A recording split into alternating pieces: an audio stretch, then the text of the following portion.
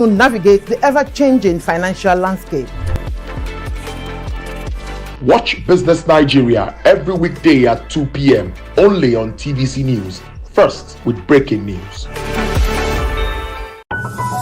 The TVC News at 7 and the TVC News at 10 are not like any other news broadcast. It's the big news hour, the hour for the big breaking stories.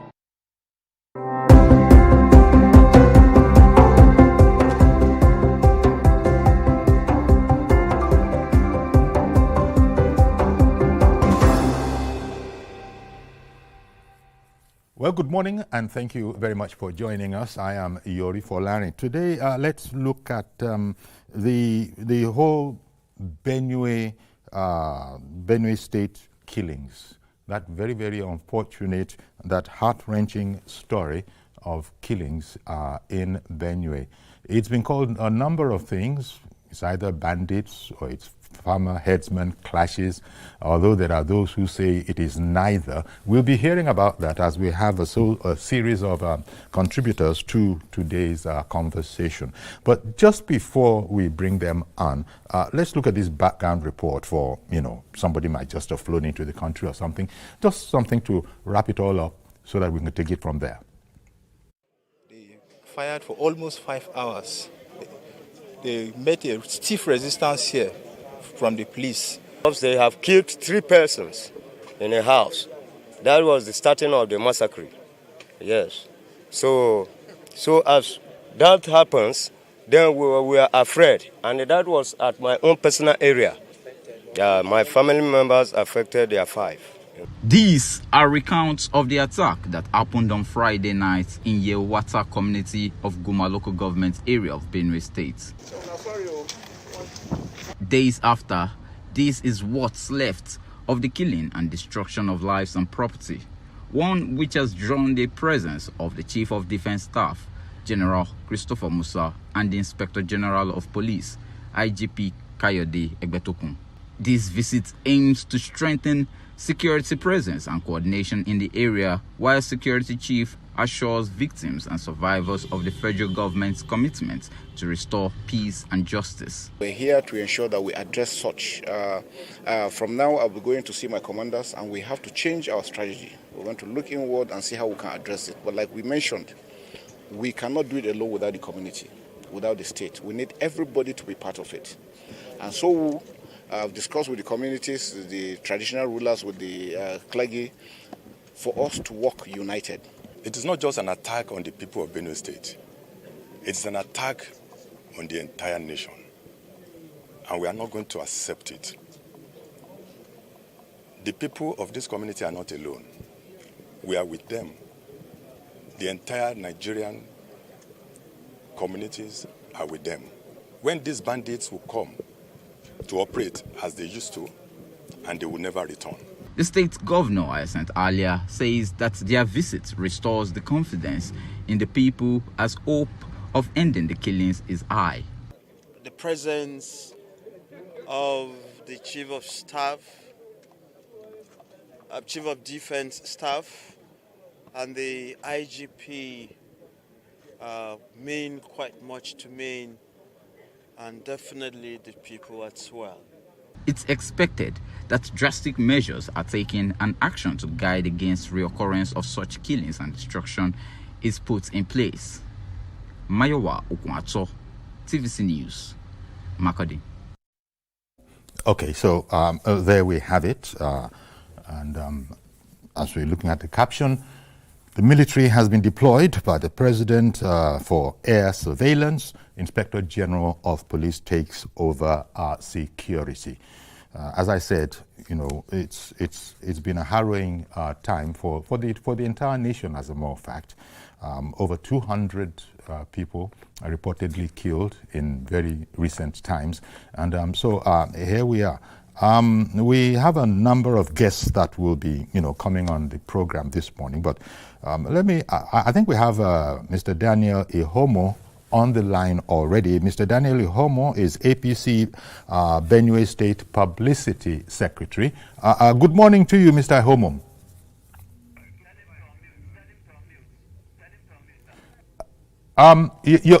if you can hear us, your phone is muted. Could you just unmute your phone, please? If you can hear us, Daniel. Okay. Can you hear me? Yes, now we can hear you. Thank you very much. Good morning again. Good morning. Good morning. Okay. Yeah, we just started the program, and you are the APC Benue State Publicity Secretary, Mr. Daniel Ihomun. Let me take your overview of the situation, because, well, it would appear that what the governor has been looking for has been wanting a massive sort of assistance, input from the federal authorities, but now we're hearing that the military has deployed for air surveillance, and the Inspector General of Police has taken over our security. Is this making an appreciable difference on the ground? Let me first of all say that what happened in Yellowwater, that killing, is a dark episode on the history of Benue, and it will never be erased. We are mourning the death of over 200 persons who were just killed unprovoked.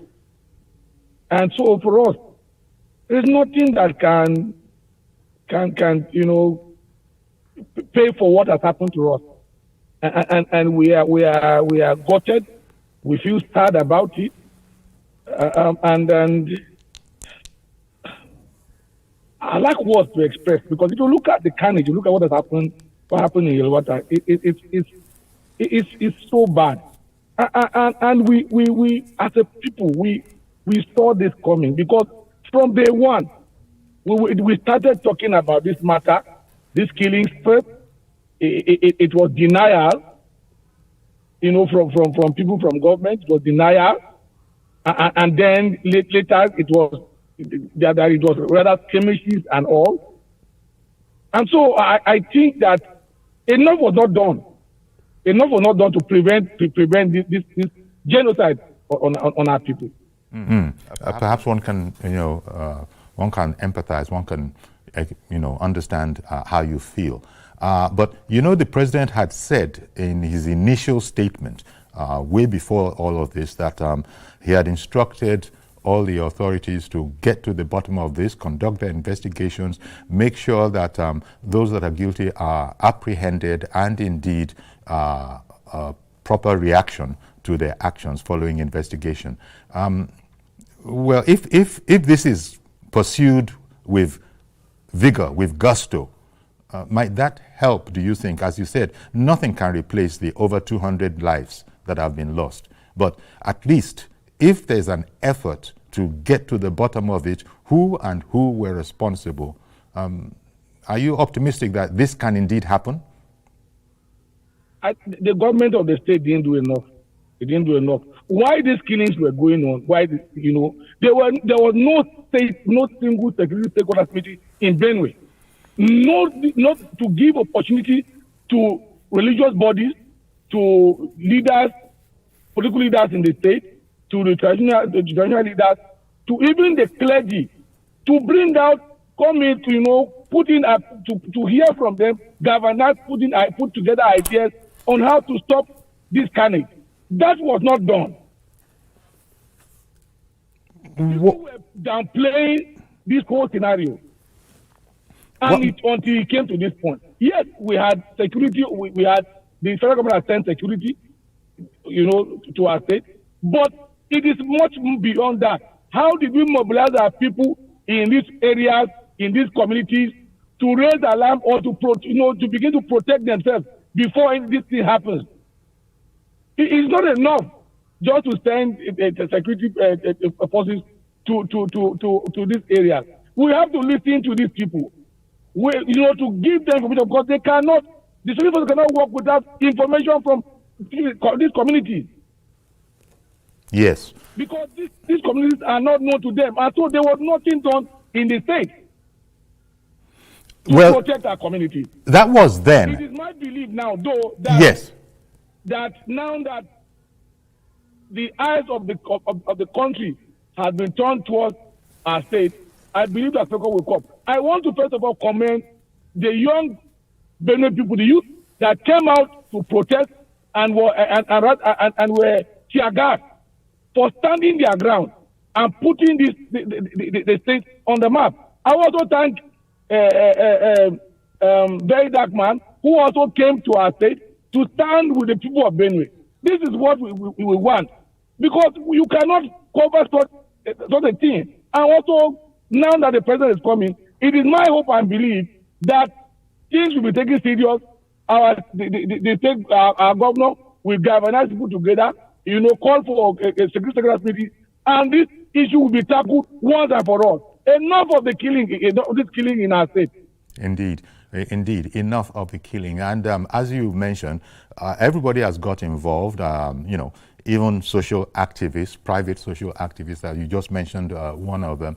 And harrowing pictures have since been released on social media showing children, showing, minors, well, it did look as if they were actually burnt in there.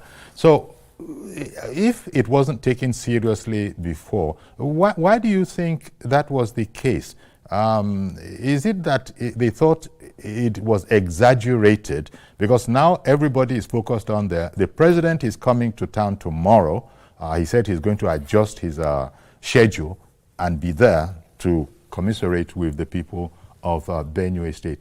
Is it that this situation was badly misjudged when the alarm was raised? Is that what you think it was? Yes, I believe that the government did not give listening ear to the cries of the people.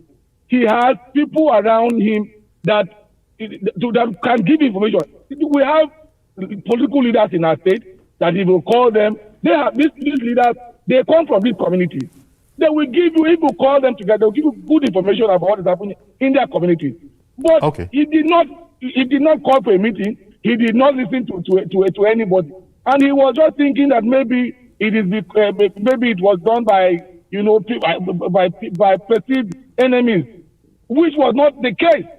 We have had this crisis since 2016, for God's sake. And this, only listen. Look, our people are peace-loving people, and they want peace in our state. And if you call them to the table to dialogue, they will give you solutions, provide solutions that we nip this crisis in the bud. We would have got to this point if the government had listened to the cries of the people. But rather, his aides were coming out on air to deny it, and so on and so forth. And we got to this point. So I believe that, hence, going forward, something drastic must be done. We must put our hands together. The government must open its ears to even people, to even his perceived enemies, and listen to their advice on this matter. Okay. By the time that the governor went public, he went on television, and that went all around.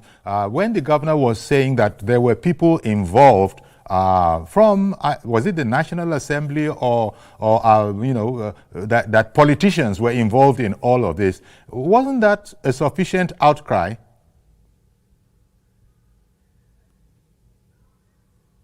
Well, I didn't get your last question. I didn't get your last question. Okay, the governor, Governor Hyacinth, he had gone on television saying that he did believe that this was this one goes beyond whatever anybody wanted to call it. That there were politicians involved in perpetuating the violence going on in his state. Wasn't that clear enough of an alarm raised by the governor? Look, my brother, let me tell you, there is no politician in our state that will take arms against his people. This is very clear. There is no politician, be it in the PDP, in the APC, in Labour Party, or whatever party, that will take up arms against his own people. Who will vote for you in the very first place if you do that? And so I think the governor was misinformed about what was happening, and so he wasn't clear on the matter. Look, these are people who have voted, even him into power. And so I believe that if he had listened, if he had taken away emotions, of perceived enemies, and call everybody to the round table to discuss this matter, we would have got to this point. At all, we would have got to this point. Okay. Now, the president has said that he's given a directive that the perpetrators must be found and must be dealt with according to law. How optimistic are you of this? Because now we know that the Inspector General of Police takes over the security of the place. We welcome the president to our state, and we welcome the IG and security chief, and we hope and pray that things will get better in our state. We hope and pray that things will get better. But also let them know that we had a law in our state, the anti-open grazing law, which was done by our people, by the assembly. That law will have to be revisited. It has to be, that law has to be respected. That law was the decision of the Benue people, and that law has to be respected. It has to be implemented to the latter. If that law was implemented, this would have happened. Okay. We had lasso guard and they had vehicles before. Those vehicles that we were using to protect our communities were rather taking prevention and taking to Benue to carry luggages. So it is wrong. But I believe that with the coming of the president and the general police and security chiefs, there will be a change. Yes. But because we need this change and we need it now. Why was that law flouted? As you said, it's a law. It was, put in place by the State House of Assembly. Why were people able to flout that law and just carry on as if we don't like it and so we don't care about it, we're not going to obey it? What about the policing arm?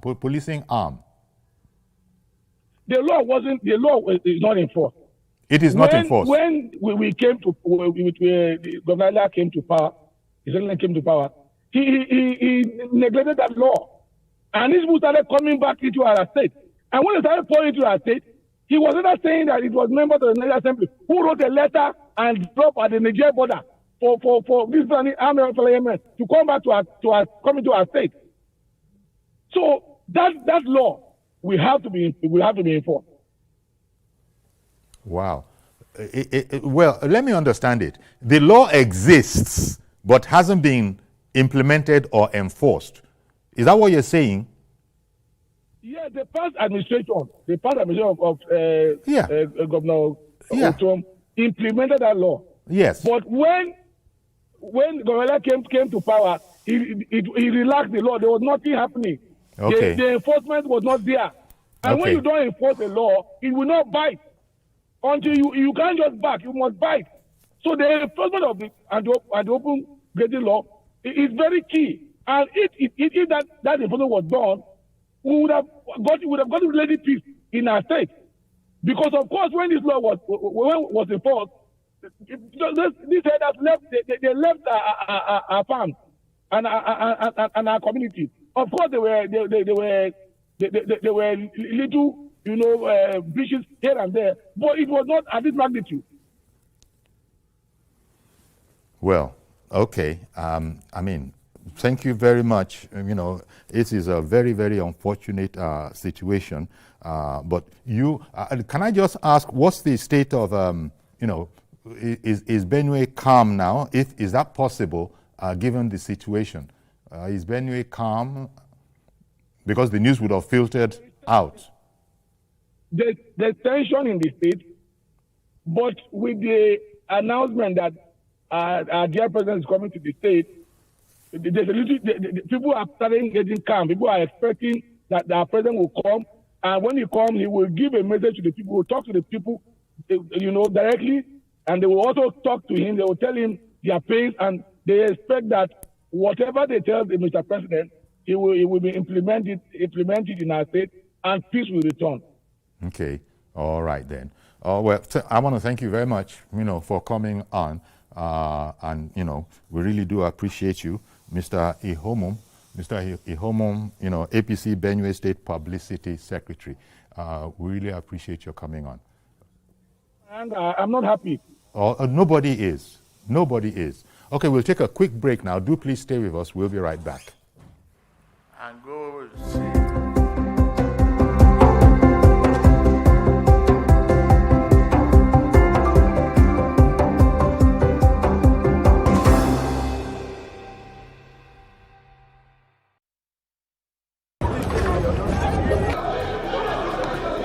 Every second, every minute, every hour, and every day, time doesn't just tick away. It counts down to political decisions that shape our world. This country must move. Imagine the impact these decisions have on our lives. Some are consequential, others may leave us intrigued or baffled. You will have no better friend and partner than Nigeria. Step in and feel the frenzy like never before.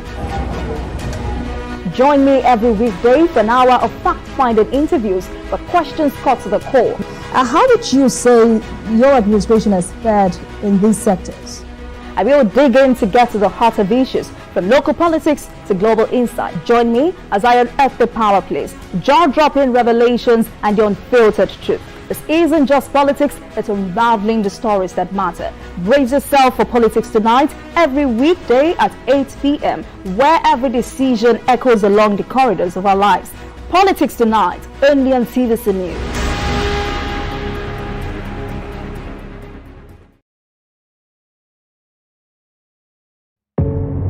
Doubt and fear doesn't occur at the canvas, it shows in the canvas. It shows the conation of raw earthen material slabbed, stroked and molded at a pace provided by the doubt and fear. Every move way in the struggle of one to the other, merging the past to the present, brushstrokes of colors seen but not known. For when the wailing stops, the pieces settle down in abject beauty, erected for a century of a century. Speaking, advocating, protesting as the arts are meant to be.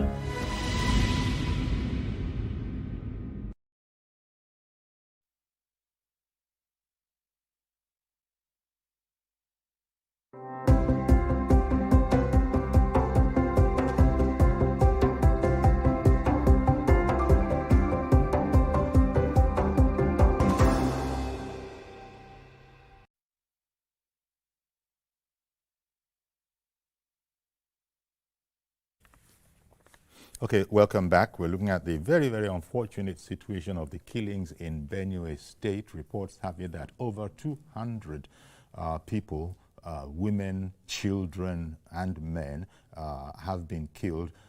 The president actually will be visiting the place tomorrow. He said he's going to make adjustments to his calendar. He must go and visit them tomorrow. And, well, we spoke first of all, with the APC Benue State Publicity Secretary. Now we have in the studio here Honorable Philip Agbese of the House of Representatives. He is the member representing Ado Okpoko Ogbadio constituency and is the deputy spokesman in the House of Representatives. Honorable Philip Agbese, good morning to you, sir. Oh, thank you, Mr. Yori. Yeah. So we've just been bemoaning the situation we have on our hands. It's a long-standing situation. It didn't just start yesterday. But do you think we are now sort of set to deal with this decisively? Because in the most recent iteration of the problem, over 200 human beings were killed. Well, Mr. Yori, it's quite unfortunate, and from the look of things, there is nothing so far to suggest that we are ready to tackle this problem. And why did I say so?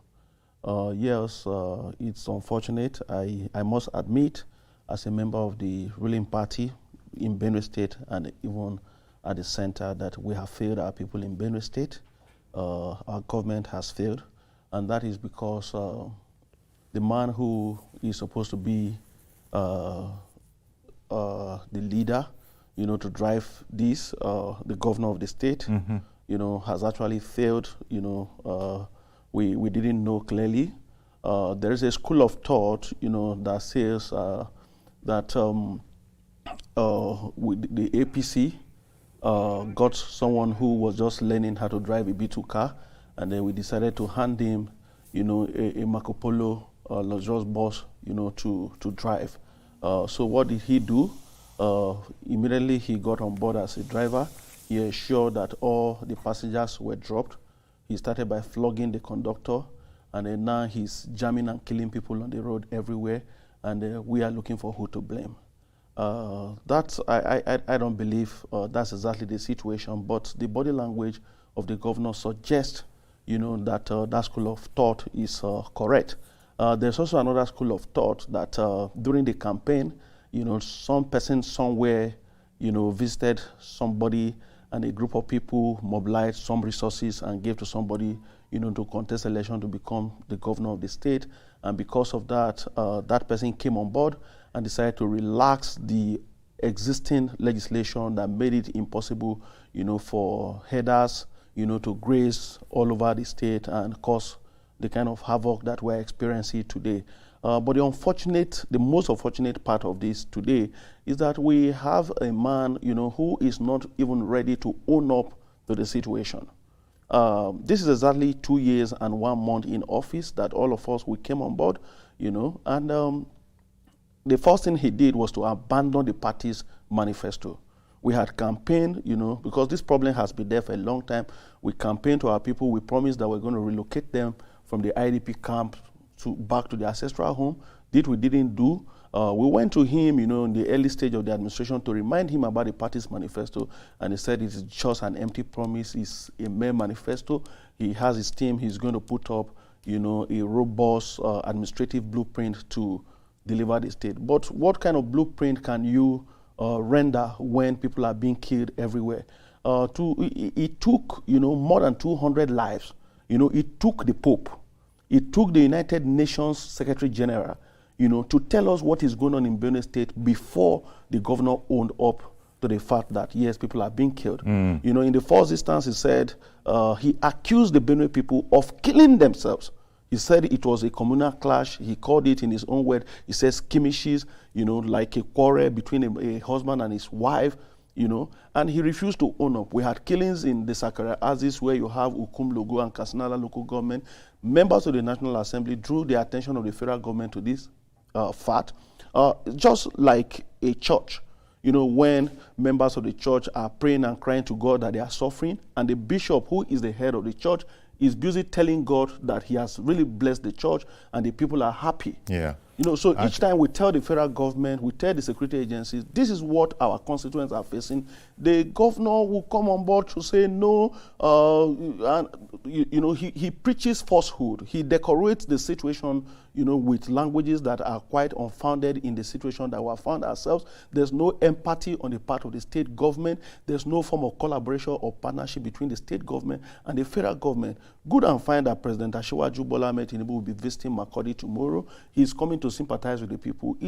And he also will probably find out a bit more for being there. Well, you see, there's nothing in that kind of situation where everybody is together. I'm aware that people are already being given script, of what to say tomorrow when the president is there. I can't betray my people. This is not a time for any one of us, to lie. It's not a time.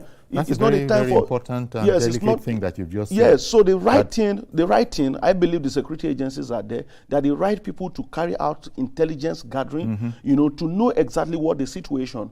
Because today or tomorrow, the governor is going to come on air again to lie to Nigerians, to tell Nigerians that nothing is happening in the state. Okay, one moment, please. Let me bring on our security analyst, Kabir Adamu, head of Beacon Security and Intelligence Limited. A fine morning to you, Mr. Adamu. Thank you very much for coming on. Uncle Yori, good morning. Unfortunately, the circumstances of our conversation are not so pleasant. Indeed, indeed. And of course, my heart goes out to not just Benue State, but the generality of Nigerians in several other states who have the victims of the threat actors that we're going to discuss shortly. Yeah. Okay, now skirting around it for the moment, because I understand a massive investigation has been ordered, and so let's wait on the result of these investigations. But there are already, speculations as to who has been responsible for what, and people have talked about the anti-grazing law being central to all of this.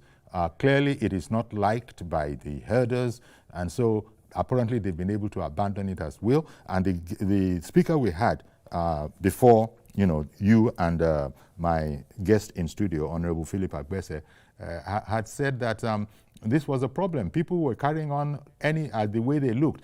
The previous administration had tried to implement it, but the allegation is that this administration, had just let it fall where it would. What do you think how do we get to the root of this problem? Is it land grabbing? Is it herder-farmer clashes? And in the light of the president having ordered a thorough investigation and those responsible be apprehended, what do you think is going on from your own security overview?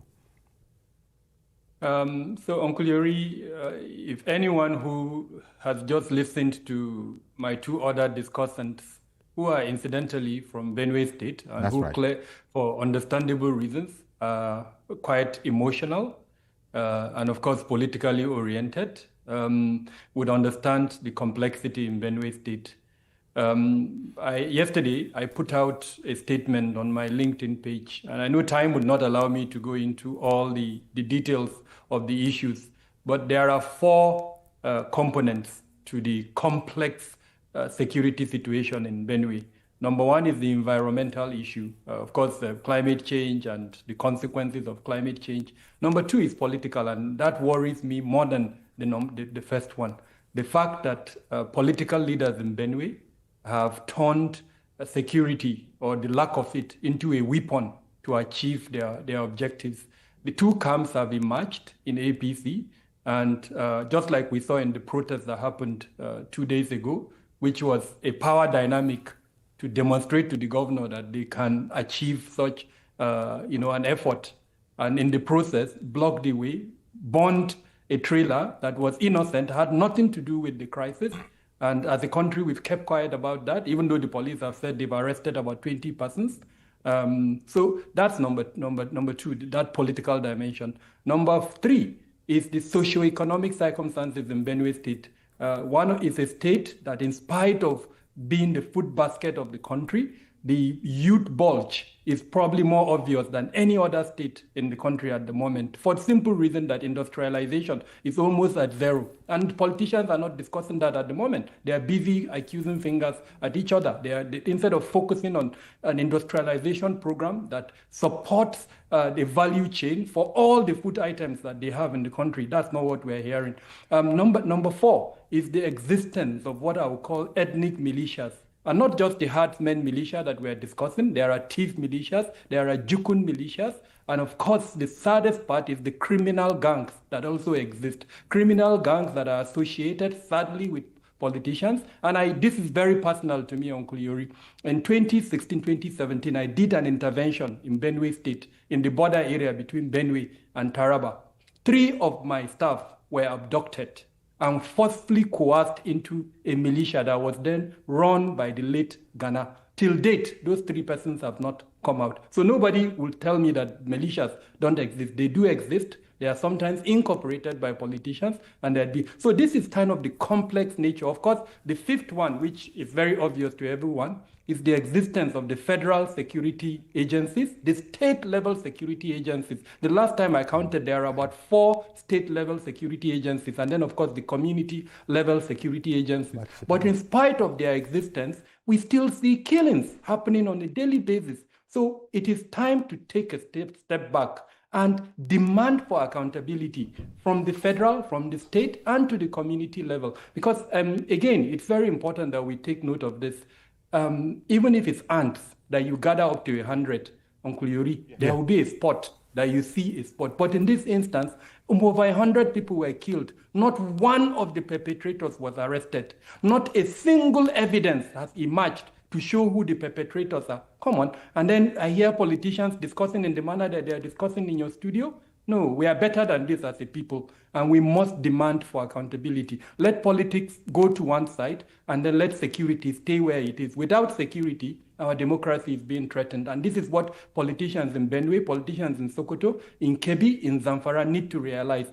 The primary responsibility, as stated in Section 14, subsection 2 of our Constitution, is to provide security for the people. And if they are failing and now throwing blames against each other, we demand better as a people, and we need to see that. I have put forward in that LinkedIn post the various layers. There are 6 layers of public security that we need in Benue State. Number 1 is the ability to detect an element.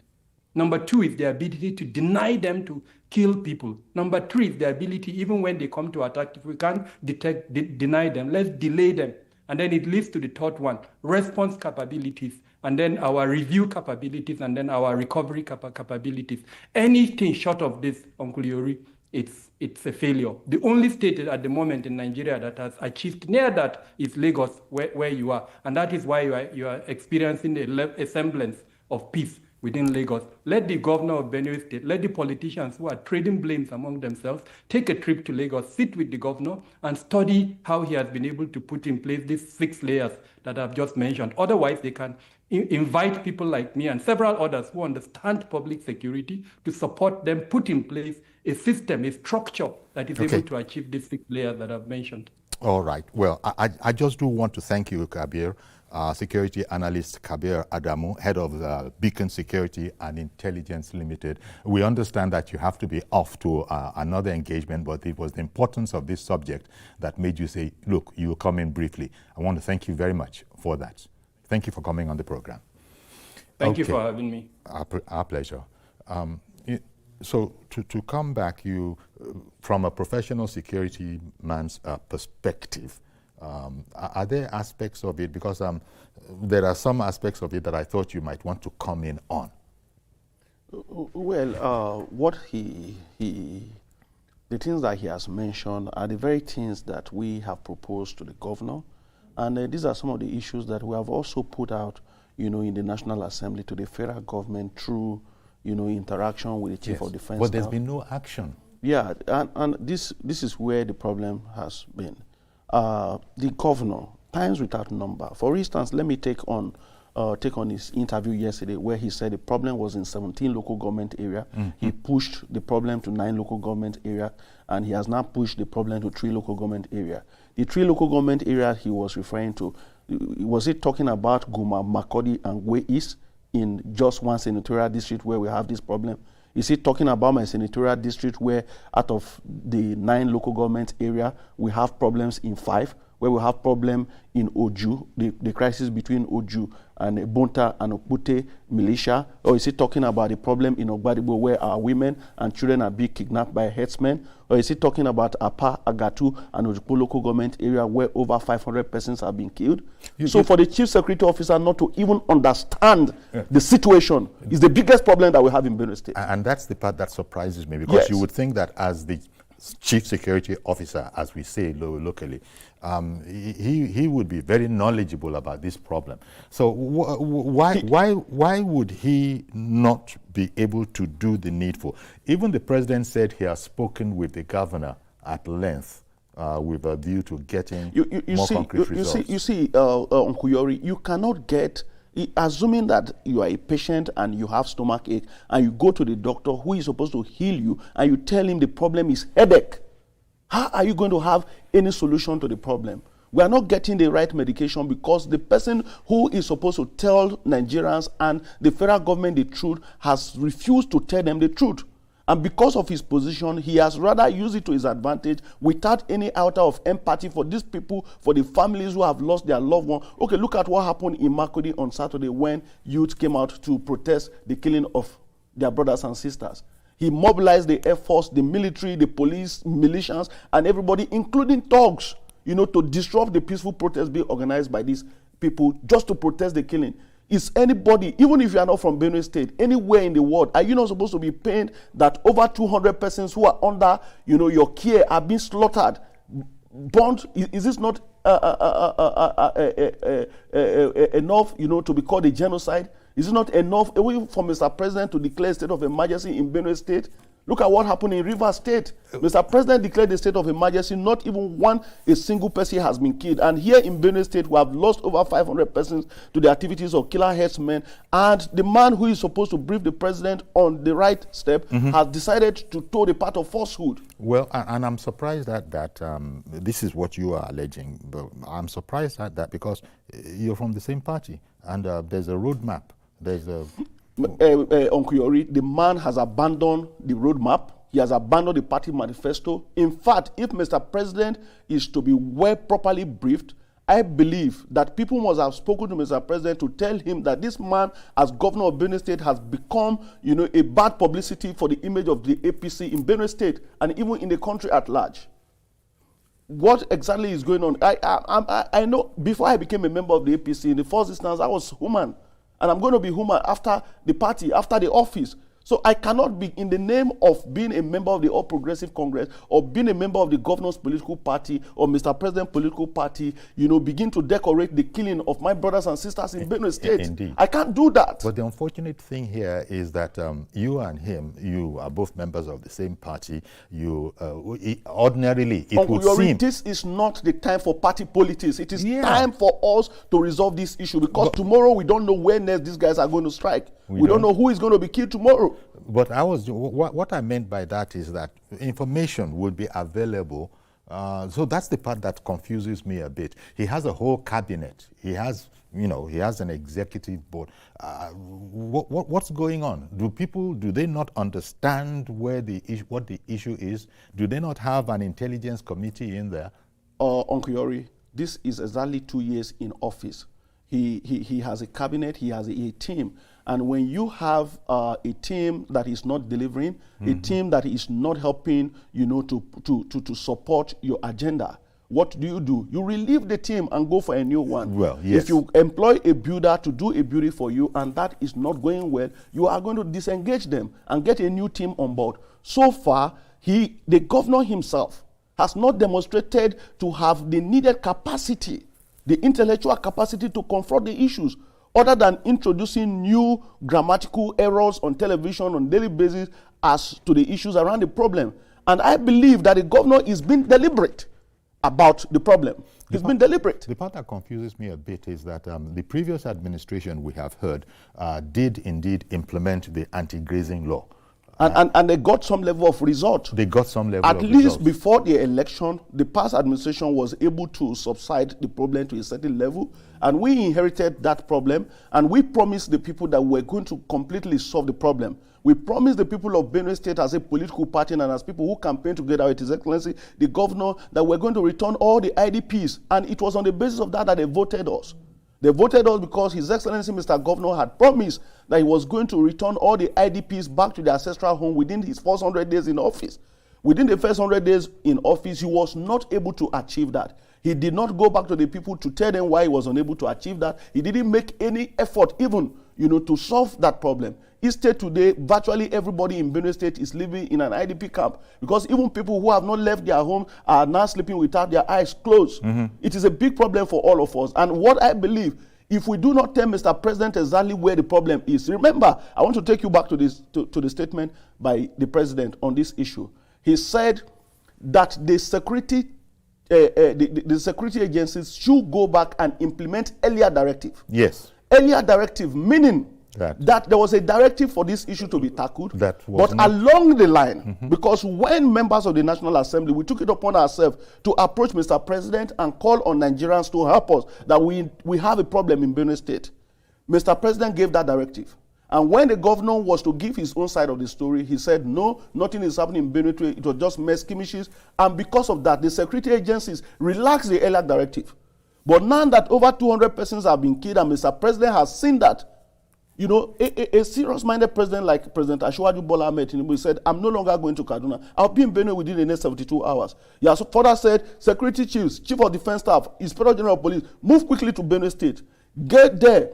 Implement the earlier directive, because what Mr. Governor told me before we relax this directive no longer looks like the situation. How can 200 of my citizens, over 200, killed, murdered in their homes, slaughtered, burned to ashes? So what do you expect the situation to be tomorrow when Mr. President lands there? The governor, of course, will be the chief mourner and the chief host.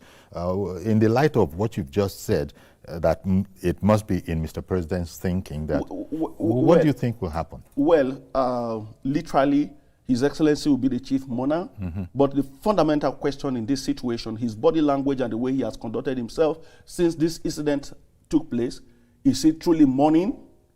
A man who is mourning, are you not supposed to show some level of empathy for your own people?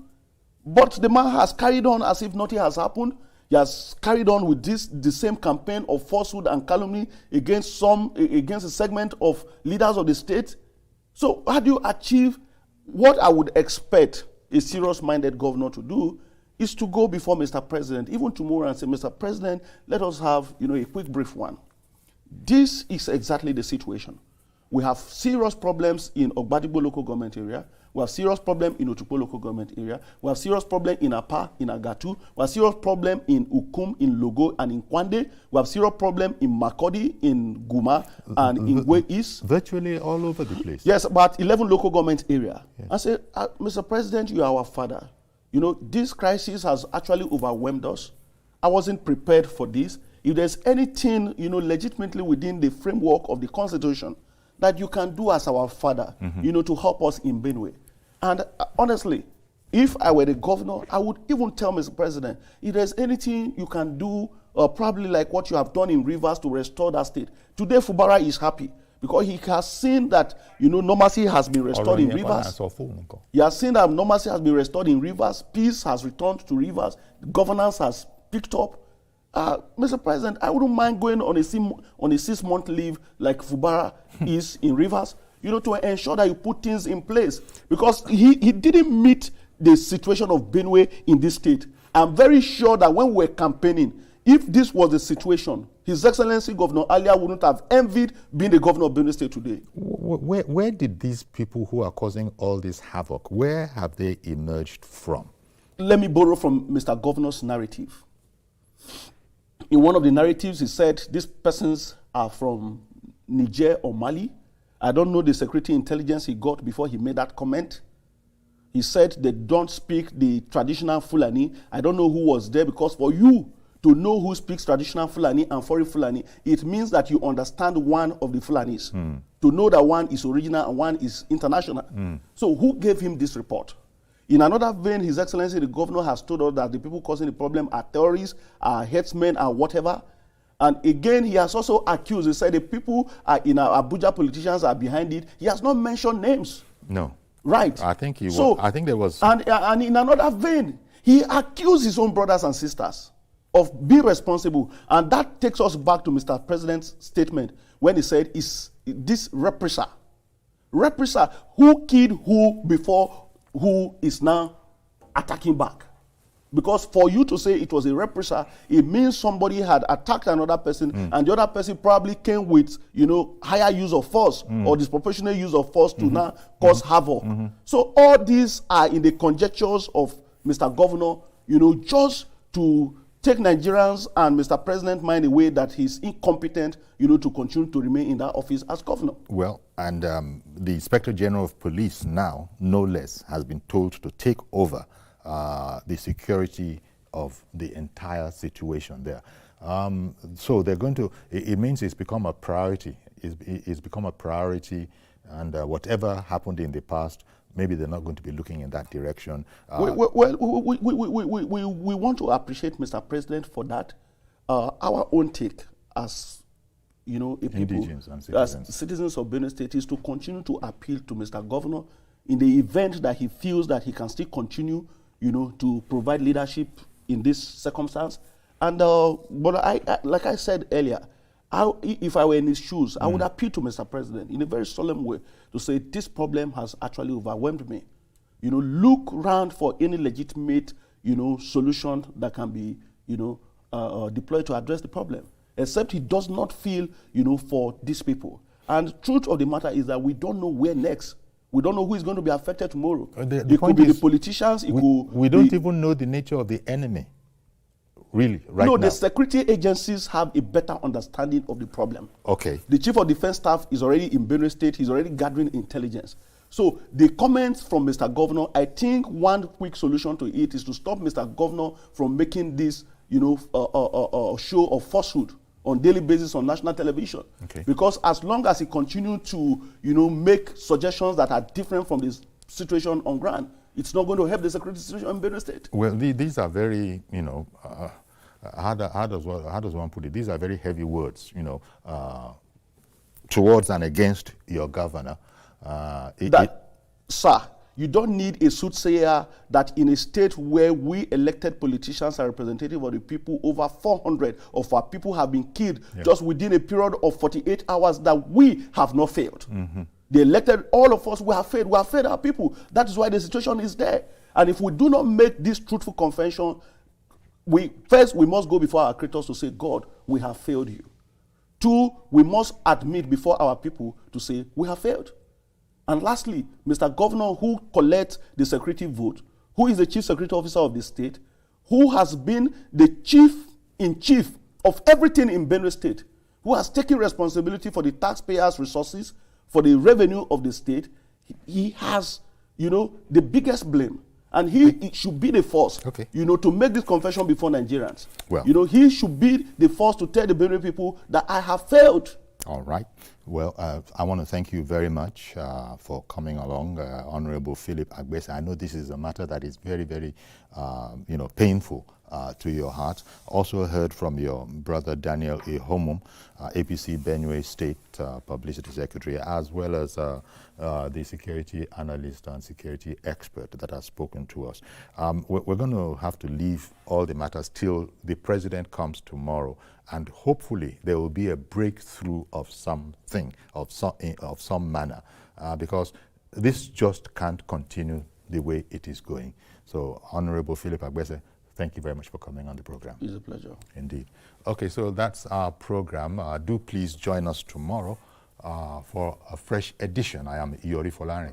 Bye-bye for now.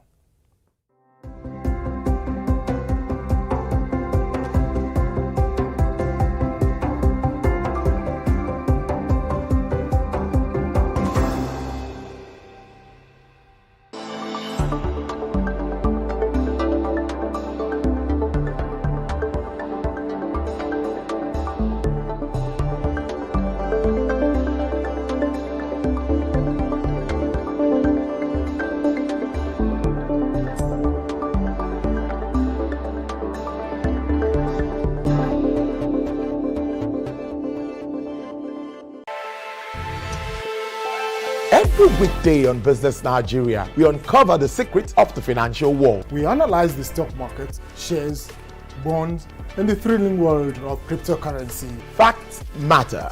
Our team dives deep to separate facts from popular opinion. We simplify complex government policies as it impacts your everyday life, helping you navigate the ever-changing financial landscape. Watch Business Nigeria every weekday at 2 p.m. only on TVC News. First with breaking news. Every major news story is with many perspectives and layered with different levels of impact. Hello. What time did this happen? We will be right there.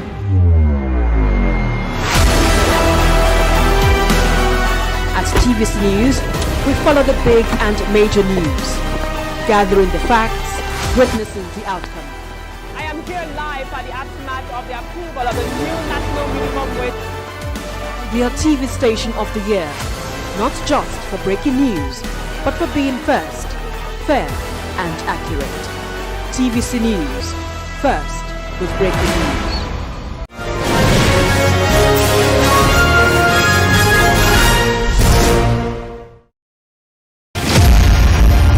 Martin Luther King Jr. was born in Atlanta, Georgia, January 15, 1929. The son of a Baptist minister, King received a doctorate degree in theology and in 1955 helped organize the first major protest of the African American civil rights movement, the successful Montgomery bus boycott. King participated in and led marches for the right to vote, desegregation, labor rights, and other civil rights. He advocated civil disobedience and non-violent opposition against segregation in the South. Influenced by Mahatma Gandhi, the peaceful protests he led throughout the American South were often met with violence. Nonetheless, Dr. King and his supporters were persistent and the movement gained momentum. Dr. King was a powerful orator. He appealed to Christian and American ideals and won growing support from the federal government and Northern White. In 1963, Bayard Rustin and A. Philip Randolph led the massive march on Washington for jobs and freedom. The event's grand finale was King's famous I Have a Dream speech. 250,000 people gathered outside the Lincoln Memorial to hear the stirring speech. In 1964, the Civil Rights Movement achieved two of its greatest successes: the ratification of the 24th Amendment, which abolished the poll tax, and the Civil Rights Act of 1964,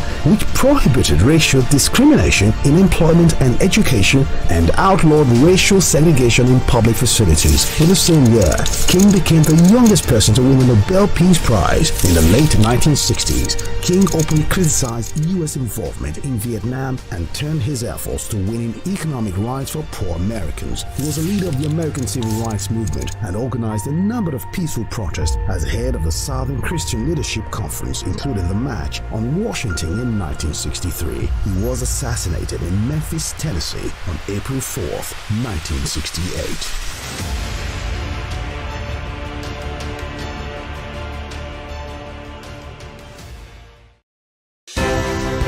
At TVC News, wherever the big news story is happening, we're geared up to break it. TVC News, first with breaking news.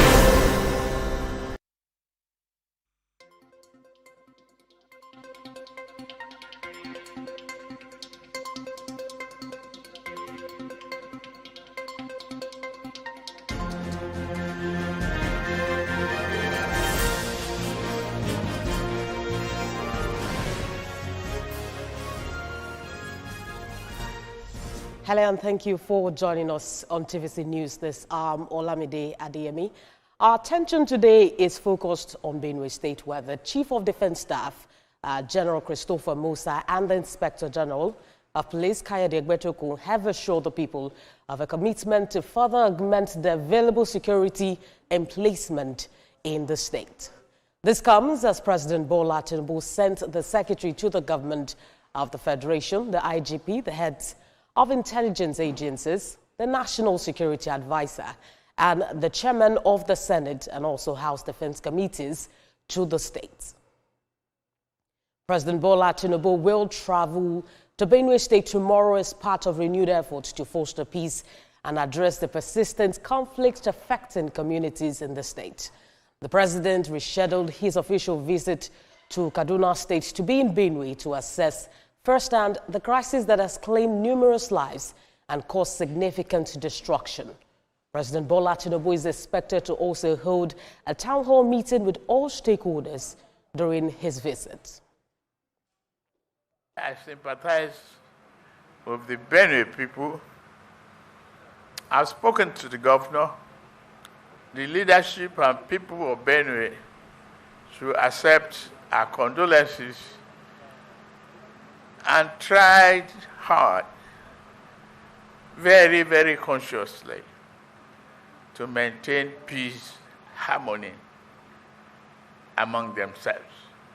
I will adjust my program and go see Benue people on Wednesday. Meanwhile, the Chief of Defense Staff, General Christopher Musa, and the Inspector General of Police, Kayode Egbetokun, on Monday visited Yelewata community in Guma local government area and pledged to bring perpetrators of killings in the state to justice and also restore lasting peace in the north-central state. Mayowa Kwato has the details. They fired for almost 5 hours. They met a stiff resistance here from the police. They have killed 3 persons in a house. That was the starting of the massacre. Yes. So So as that happens, then we are afraid. And that was at my own personal area. My family members affected, there are 5. These are recounts of the attack that happened on Friday night in Yewata community of Guma local government area of Benue State. Days after, this is what's left of the killing and destruction of lives and property, one which has drawn the presence of the Chief of Defense Staff, General Christopher Musa, and the Inspector General of Police, IGP Kayode Egbetokun. This visit aims to strengthen security presence and coordination in the area, while Security Chief assures victims and survivors of the federal government's commitment to restore peace and justice. We're here to ensure that we address such. From now, I'll be going to see my commanders, and we have to change our strategy. We're going to look inward and see how we can address it. But like we mentioned, we cannot do it alone without the community, without the state. We need everybody to be part of it. And so I've discussed with the communities, the traditional rulers, with the clergy, for us to work united. It is not just an attack on the people of Benue State. It's an attack on the entire nation. And we are not going to accept it. The people of this community are not alone. We are with them. The entire Nigerian communities are with them. When these bandits will come to operate as they used to, and they will never return. The state governor I sent earlier says that their visit restores the confidence in the people, as hope of ending the killings is high. The presence of the Chief of Staff, Chief of Defense Staff, and the IGP mean quite much to me, and definitely the people as well. It's expected that drastic measures are taken and action to guide against reoccurrence of such killings and destruction is put in place. Mayowa Okunwato, TVC News, Makodi. And for more on this development, the technical advisor to the Benue State Governor on Media, Publicity and Strategic Communications, Solomon Eupere, joins me on the news this hour. It's good to have you join us. There's been a lot of back and forth on the actual figure or number of persons who lost their lives in this incident. So can you start with, confirming the figure of those who lost their lives and those injured in this incident? Well, first of all, I must give my sympathies to everyone who is involved in this, the families that have lost loved ones, the Benue State government, and everyone else has been in mourning. It's been a terrible time for us, and I sincerely hope that God consoles us from these issues that have happened. His Excellency, the Executive Governor of Benue State, Reverend Father Dr. Hyson Imamalia, was in your studios as of last night, and he confirmed the figures made available to us by the security operators. As of yesterday and the head count, we had about 127 that had been buried, 2 that were in the morgue, 18 that are yet to be buried, 4 were discovered in the bush, bringing the total number to 151 as of yesterday. Now, remember that security operatives are still in the bush combing for any possible lives that have been lost in these places where they can be recovered.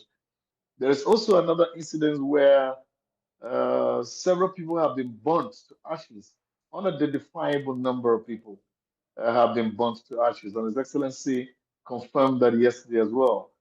And so it's difficult to put a specific number if you don't know, especially those who have been burnt. So when we're calling figures from the government end, is the ones we know, the physical corpses we have seen, the ones that have been buried, the ones in the morgue, the ones that have been recovered. It's possible that there could be a rise in the number, but we have to wait for confirmation from the security operatives who are there, so that we don't end up telling stories and then go back on our words tomorrow. We need to know exactly what is happening. But as of now, this is what is out there, and this is what we know. As my governor told you, that's exactly where we are at the moment. But remember, as I told you, others are being sought for in the bushes, and others have been burnt beyond recognition. You can't count those numbers. You can't add them except a head count is taken where each family reports that we're missing so and so number of people, and then we will be able to say, okay, plus or minus, these are the people that were burnt and all of that. It's quite a gory side. It's quite sympathetic. It's quite everybody here is thrown into mourning, including my governor, and everyone. Is a very sad situation for all of us. Very sad one there in Benue State, I agree with you. But the president is expected in your state tomorrow. And we've heard the governor of your state saying that, clerics, traditional rulers, and other stakeholders are very key to ending this bloodshed that we've seen in recent times. So in the town hall meeting that we're expecting tomorrow with the president, talk to us about the major stakeholders that are key to ending this bloodshed that will be present. First of all, security is everybody's business. And when it comes to security, everybody's a stakeholder. Because information can come to you from any quarter at all. It can come to you from the young man who is a security agent in the bushes. It can come from you from the traditional ruler. It can come to you from the young man who is just selling granuts in the marketplace. So everyone is a stakeholder. But for people who are coming to sit on the round table to discuss with His Excellency about these matters, have to be leaders of these groups and traditional rulers and religious leaders, as my governor spelled out yesterday. Because if it were possible, we could bring in everyone to come to that town hall meeting. But because we have to select those who will come, take the message back, and speak on behalf of the rest of the people, we need to pick the heads and the leaders, mostly, of these groups and categories of stakeholders we are looking at because of the limitation of time and space. And how would you assess the conduct of security operatives in ensuring that this issue or this crisis is solved immediately?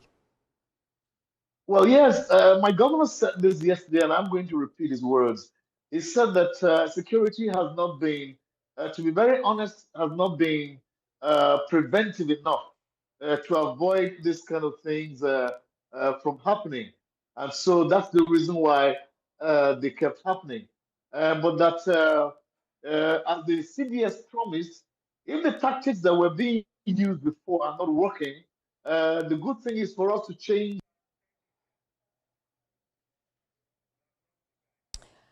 All right, and that's the technical advisor to the governor of Benue State, Solomon Eupere. We've been speaking with him about the crisis and the bloodshed that we've seen happening recently in Benue State, and he has confirmed the figure. We'll continue this in our subsequent bulletins. But still on Benue State, in a move to enhance operational efficiency and prepare its officers for evolving security threats, the headquarters of 6th Division Nigerian Army has held its annual Officers Training Week for 2025. The event themed Developing the Capacity of Officers to Meet Contemporary Challenges in a Joint Environment brought together military officers from across the division to the Cobra Officers Mess, 6th Battalion Wellington Basse Barracks, Ibagwar in Akwa Ibom State. Declaring the training week open, the General Officer Commanding 6th Division and Land Component Commander of the Joint Task Force South-South Operational Delta Safe, Major General Emmanuel Emeka said, the exercise reflects the commitment of the Nigerian Army to promoting professionalism, discipline, and interagency synergy.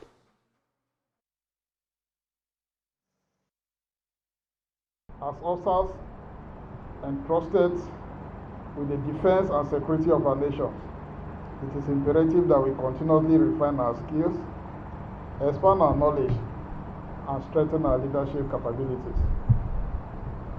This training week is not merely an academic exercise. It is an initiative that aligns with my mission statement, which is to maintain the highest level of operational efficiency in 6th Division by promoting sound administration, effective training, discipline, and professionalism within a joint environment.